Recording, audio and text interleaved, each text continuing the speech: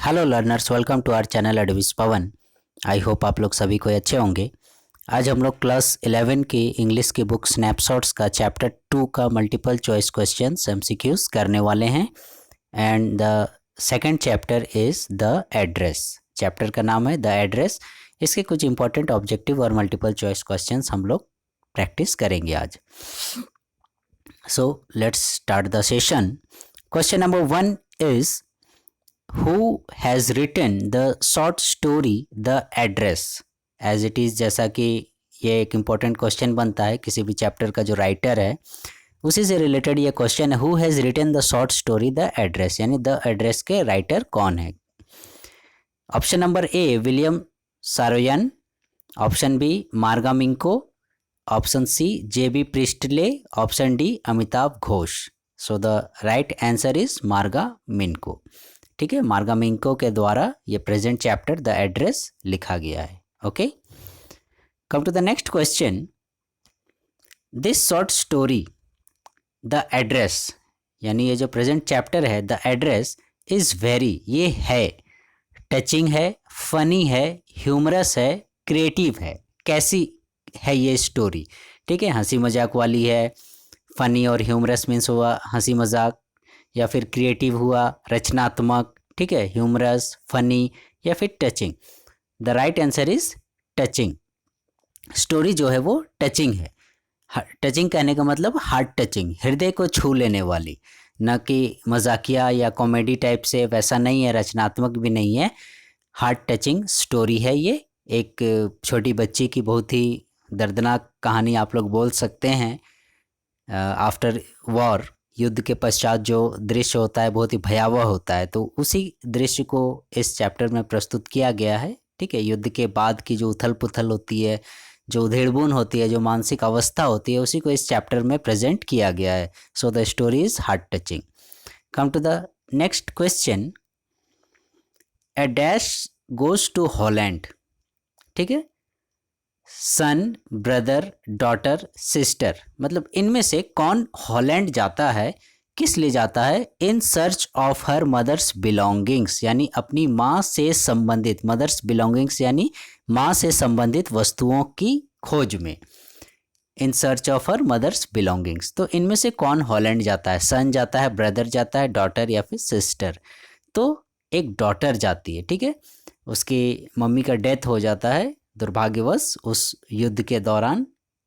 काफ़ी सारे डेथ होते हैं युद्ध में, आप लोग जानते हैं। तो उस बच्ची की माँ भी का भी देहांत हो गया था। तो वही डॉटर, वही बेटी जो है हॉलैंड जाती है कि उसकी माँ से संबंधित वस्तुओं की देखरेख में, खोजबीन में जाती है। जैसे होता है ना, हमारे आस पड़ोस में कोई रहते हैं, आंटी अंकल या हम लोग के मामा मौसी लोग, तो हम लोग उनसे क्लोज़ रहते हैं और हमें मम्मी पापा लोग बोलते हैं कि जब भी कुछ दिक्कत होगा तो उनके घर चले जाना। ठीक उसी प्रकार से इस डॉटर को, इस बेटी को भी उसकी माँ के द्वारा ये निर्देश दिया गया था कि यदि कुछ वैसा कंडीशन होगा तो आप आंटी के पास चले जाना। तो उसी की खोज में वो बच्ची जो है वो हॉलैंड जाती है। ठीक है, so the right answer is daughter, Holland जाती है। Question number 4। The mother is no more in this, या अभी मैंने डिस्क्राइब किया, मम्मी जो है अभी नहीं है। कहाँ नहीं है? वर्ल्ड में, हॉलैंड में, पोलैंड में या लंदन में। ठीक है, आप लोग को डाउट हो रहा होगा इनमें से कोई किसी जगह तो ज़रूर मम्मी होगी, या हॉलैंड में या पोलैंड में, लेकिन right answer Holland, Poland, London नहीं है। मम्मी इस संसार में ही नहीं है। दैट मीन्स मैंने बताया उसकी मम्मी का देहांत हो चुका है। तो the mother is no more in this world, यानी मम्मी अब इस संसार में जीवित नहीं है। Okay, come to the next page. Question number 5। A daughter goes to Holland, ये हमने बताया एक बेटी जो है वो हॉलैंड जाती है in search of her mother's belongings, अपनी माँ की वस्तुओं की खोज में। ठीक है, अपने घर के साजो सामान की खोज में, अपनी माँ से संबंधित वस्तुओं की खोज में एक बेटी जो है वो हॉलैंड जाती है। ठीक है, मेन कैरेक्टर जो है ये डॉटर ही है। ठीक है, she was the main character of this short story the address. तो ये डॉटर जो है वो हॉलैंड जाती है अपनी माँ से संबंधित वस्तुओं की खोज में, अपने घर की वस्तुओं की खोज में। तो बिफोर द वॉर, यानी युद्ध से पहले, आफ्टर द वॉर युद्ध के बाद, बिटवीन द वॉर युद्ध के बीच में, या नन ऑफ दिस इनमें से कोई नहीं। तो मैंने पहले भी बताया आफ्टर द वॉर, ठीक है, युद्ध के पश्चात जब थोड़ा स्थिति शांत हुआ तो उस समय बेटी जो है उसकी माँ द्वारा बताए गए एड्रेस पर जाती है युद्ध के पश्चात। So the right answer is after the war. Come to the next question 6। The daughter finds all those, ठीक है, वो बेटी पाती है उन सभी चीज़ों को in the house of mother's friend, ठीक है, अपनी माँ के दोस्त के घर में, यानी उस आंटी के घर में जिसके घर वहाँ उसकी मम्मी ने जाने के लिए कहा था। तो ऑल दोज क्या क्या चीज़ें पाती है? ऑल दोज व्हीकल्स, उन सभी गाड़ियों को पाती है। ऑल दोज टॉयज़, क्योंकि वो बेटी है तो खिलौनों से भी खेलती होगी, टॉयज़। या फिर ऑल दोज ज्वेलरीज, उसके घर के उसकी मम्मी की जो ज्वेलरी यानी आभूषण वगैरह थे उन सबको पाती है। या फिर आर्टिकल्स यानी साजो सामान वगैरह, सामग्री वगैरह को पाती है। तो so the right answer is articles, यानी the daughter finds all those articles in the house of her mother's friend, ठीक है, यानी वो अपनी मम्मी से संबंधित जितनी भी वस्तुएं थी वो अपनी मम्मी के फ्रेंड के यहाँ पर उन सारी चीज़ों को पाती है, आर्टिकल्स, ठीक है, यानी चीज़ों को। यहाँ पर और हो गया है, ठीक है, in the house of mother's friend, ठीक है, या फिर हर मदर्स फ्रेंड, अपनी माँ की, ठीक है। व्हीकल्स, गाड़ी तो नहीं होगा, टॉयज़ खिलौने भी नहीं होगा, ठीक है, कोई बच्ची शायद ही कोई खिलौना ढूंढने जाएगी वैसे युद्ध की स्थिति में। और ज्वेलरी तो ये भी नहीं है। राइट आंसर इज आर्टिकल, यानी वो अपनी माँ से संबंधित, अपने घर से संबंधित आर्टिकल्स यानी चीज़ों को वहाँ पर पाती है देखने के लिए। Question number 7। The address on the name plate was, यानी उसकी मम्मी के द्वारा बताया गया था कि इस जगह पर, जैसे हम लोग कहीं पर बोलते हैं आप लोगों को जाने के लिए कि इस ज़िला में, इस ब्लॉक में, इस गांव में, इस पिन कोड पे आप चले जाना, तो वहाँ आपको वो आदमी मिल जाएंगे।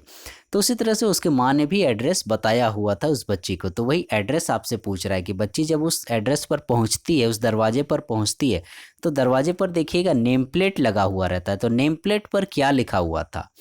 Darling and number 46, Dorling and number 46, Dorling and number 46, Dorling and number 48।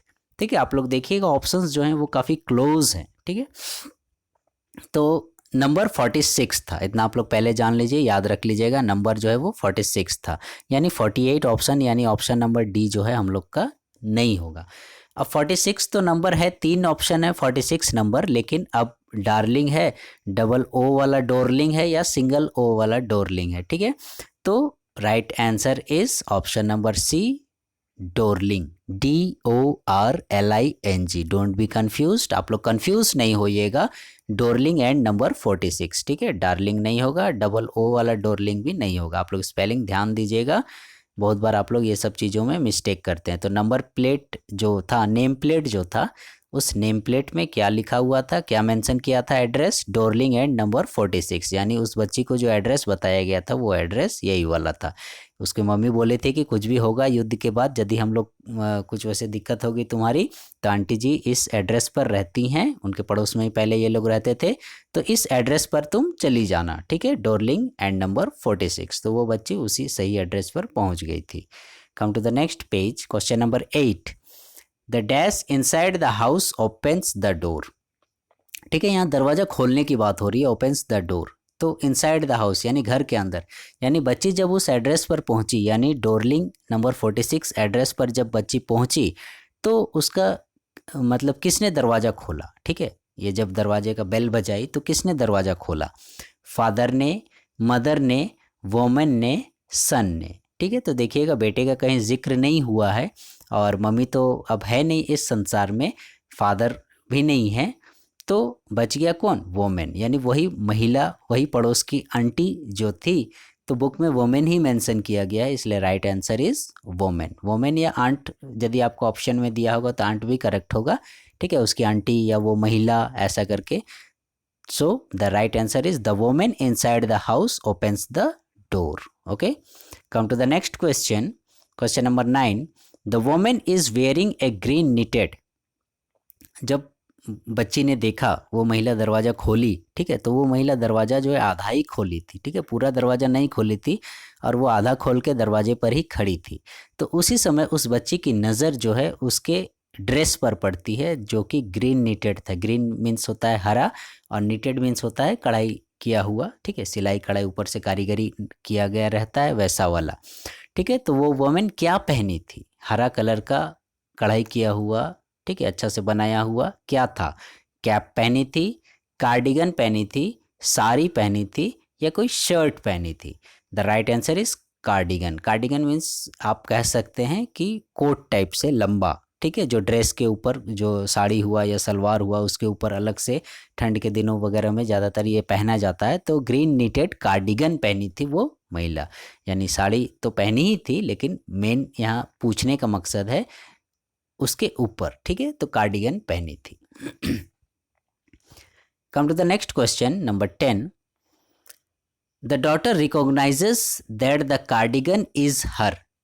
वो लड़की, वो बच्ची जो है वो पहचान लेती है, रिकॉग्नाइज मीन्स होता है पहचानना, वो पहचान लेती है दैट द कार्डिगन, कि उस कार्डिगन को वो पहचान लेती है कि वो किसका है, ठीक है।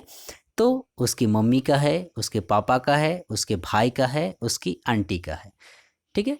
तो द राइट आंसर इज उसकी मम्मी का है। उसकी मम्मी ये पहना करती थी। एक्चुअली क्या था, ये लोग जब पड़ोसी थे उस समय वो महिला, यानी जिस एड्रेस पर ये गई है, जिस वोमेन की यहाँ पर बात हो रही है, ये वोमेन क्या करती थी, अक्सर उन लोगों के घर में जाया करती थी और जाने के पश्चात हमेशा कुछ न कुछ सामग्री उठाकर ले आती थी। जैसे हम लोग भी होते हैं, आप अपने अड़ोस पड़ोस में जाते हैं और मान लीजिए कभी चीनी घट गया तो थोड़ा सा 1 कप चीनी ले आए, या कभी कुछ और चीज़ घट गया तो हम लोग उसका भी डिमांड कर लिए अगल अपने अड़ोस पड़ोस से, ताकि अभी काम चल जाए, बाद में बाज़ार से ख़रीद लेंगे। तो उसी प्रकार से वो आंटी जब भी जाती थी, वो महिला जब भी जाती थी उस बच्ची के घर में, तो वो हमेशा कुछ ना कुछ उठाकर ले आती थी, ठीक है, बक्सा भर भर के ले आती थी। तो उस तरह से वो शायद उसकी मम्मी का जो कार्डिगन था, ग्रीन निटेड कार्डिगन, इसको भी वो ले आई थी और वो उसी को जब वो दरवाज़ा खोलती है तो उसी ग्रीन निटेड कार्डिगन को वो पहने हुए थी। तो बच्ची अपनी माँ की चीज़ को कैसे नहीं पहचानेगी, उसकी मम्मी का ड्रेस को? तो वो बच्ची रिकॉग्नाइज कर लेती है, पहचान लेती है कि ये ग्रीन निटेड कार्डिगन जो है उसकी मम्मी का है। So the right answer is mother's cardigan. Okay, 11th number question. The daughter walk slowly back to the. अब क्या होता है, उस आपने स्टोरी पढ़ी होगी और पढ़ने के दौरान आपको पता चला होगा कि वो महिला जो है उस बच्ची को पहचानने से इनकार कर देती है, ठीक है। हम मतलब ऐसे अननोन टाइप से वो बिहेव करती है, जैसे उसने कभी उस बच्ची को देखा नहीं हो, जबकि वो अक्सर उसके घर जाया करती थी, उससे बातचीत भी करती थी और उसका घर का पता नहीं कितना सामान, वो लगभग सारे सामान उठा कर ले आई थी। तो उस बच्चे को उसने पहचानने से इनकार कर दिया। भाई पहचानने से इनकार कर दिया तो ज़बरदस्ती बॉस की तरह तो वो लड़की डरा धमका के तो वहाँ रह नहीं जाएगी। तो वो स्लोली बैक, वो धीरे धीरे वापस आती है। तो ठीक है, तो किधर आती है, चल के वापस आती है, किधर आती है? मार्केट की ओर आती है, एयरपोर्ट की ओर आती है, वापस स्टेशन की ओर आती है, फॉरेस्ट की ओर, जंगल की ओर चली जाती है। ठीक है, तो वो लड़की जो है वापस स्टेशन की ओर ही आती है जिधर से वो गई थी, स्टेशन की ओर। ठीक है, मार्केट नहीं, एयरपोर्ट भी नहीं और फॉरेस्ट भी नहीं, वो वापस स्टेशन की ओर आती है। Okay, so the right answer is option number C. 12th number question. Have you come back said the. किसने कहा, किसने कहा अरे तुम वापस आ गई, ऐसा करके। ठीक है, क्वेश्चन मार्क है देखिएगा। ठीक है, हैव यू कम बैक, तुम वापस आ गई। सेड द, किसने कहा? मदर ने कहा, वोमेन ने कहा, डॉटर ने कहा, गर्ल ने कहा। ठीक है, so the right answer is girl. लड़की जो है वो फर्स्ट टाइम तो नहीं, सेकंड टाइम दरवाज़ा खोलती है, इसलिए गर्ल ऑप्शन नहीं होगा।